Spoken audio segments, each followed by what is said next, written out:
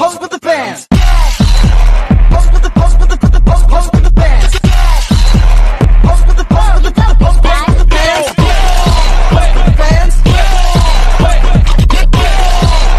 Pose with the fans. Pose with the pose with the pose with the fans.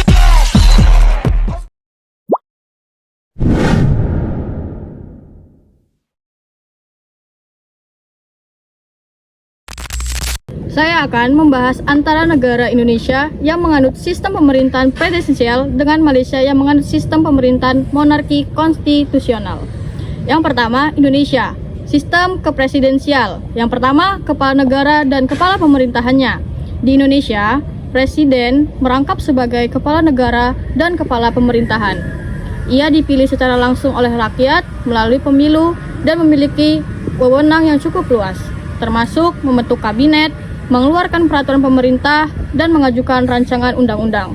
Yang kedua, pemisahan kekuasaan. Indonesia menganut sistem pemerintahan kekuasaan yang jelas antara legislatif, eksekutif, dan yudikatif. Majelis Pemusyawaratan Rakyat atau MPR sebagai lembaga tertinggi negara dan Dewan Perwakilan Rakyat atau DPR sebagai lembaga legislatifnya. Sedangkan Presiden satu sebagai lembaga eksekutifnya dan Mahkamah Agung sebagai lembaga yudikatif. Lalu poin yang ketiga, demokrasi. Indonesia merupakan negara demokrasi dengan sistem multipartai. Rakyat memiliki kebebasan untuk memilih partai politik dan calon pemimpinnya. Yang keempat, ciri khas. Presiden sebagai simbol negara dan pusat pemerintahan. Pemilihan umum yang langsung dan bebas. Sistem multipartai yang dinamis. Kabinet bertanggung jawab pada presiden. Selanjutnya itu negara Malaysia, yaitu sistem monarki konstitusional, yaitu yang pertama ada kepala negara dan kepala pemerintahan. Malaysia dipimpin oleh seorang raja yang disebut yang di-Pertuan Agung. Raja dipilih dari antara 9 sultan negara bagian di Malaysia secara bergilir.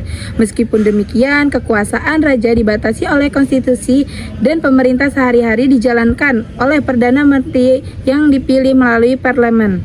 Lalu yang kedua ada parlemen. Parlemen Malaysia memiliki 2 kamar, yaitu Dewan Perwakilan Rakyat dan Dewan Negara. Perdana Pemateri yang kedua ada parlemen. Parlemen Malaysia memiliki 2 kamar, yaitu Dewan Rakyat setara dengan DPR dan Dewan Negara setara dengan DPRD. DPD, Lalu yang kedua ada parlemen. Parlemen Malaysia memiliki 2 kamar, yaitu Dewan Rakyat setara dengan DPR dan Dewan Negara setara dengan DPD. Perdana Menteri dipilih dari partai atau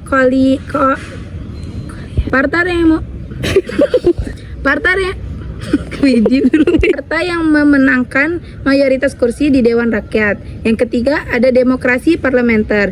Malaysia menganut sistem demokrasi parlementer. Perdana Menteri dan kabinetnya bertanggung jawab kepada parlemen.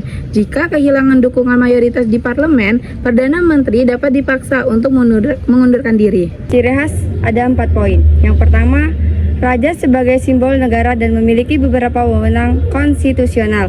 Yang kedua, Perdana Menteri sebagai kepala pemerintahan dan bertanggung jawab atas pemerintah sehari-hari. Yang ketiga, sistem multipartai dengan domisili koalisi partai. Yang keempat, kuasaan raja dibatasi oleh konstitusi. Poin selanjutnya, faktor-faktor yang mempengaruhi perbedaan sistem pemerintah. Yang pertama, sejarah. Sejarah kolonial dan perjuangan kemerdekaan yang berbeda membentuk sistem pemerintahan yang unik di masing-masing negara. Yang kedua, nilai-nilai budaya dan adat istiadat juga mempengaruhi bentuk pemerintah yang dipilih. Yang ketiga, kondisi politik. Stabilitas politik, kekuatan partai politik, dan interaksi antara sebagai kelompok kepentingan juga berperan dalam bentuk sistem pemerintah. Poin selanjutnya, implikasi bagi ASEAN. Perbedaan sistem pemerintah di antara negara-negara ASEAN tidak menghalangi kerja sama regional. Justru keberagaman ini menjadi kekayaan tersendiri dan mendorong saling belajar serta memahami satu sama lain. ASEAN telah membuktikan bahwa negara-negara dengan sistem pemerintahan yang berbeda dapat hidup berdampingan secara damai dan saling menguntungkan. Kesimpulannya adalah, meskipun sama-sama negara ASEAN, Indonesia dan Malaysia memiliki sistem pemerintahan yang berbeda. Indonesia menganut sistem presidensial dengan presiden sebagai pusat kekuasaan, sementara Malaysia menganut sistem anarki konstitusional dengan raja sebagai simbol negara dan Perdana Menteri sebagai kepala pemerintah. Perbedaan ini mencerminkan sejarah, budaya, dan kondisi politik masing-masing. Sekian presentasi dari kelompok saya akhiri. Wassalamualaikum warahmatullahi wabarakatuh.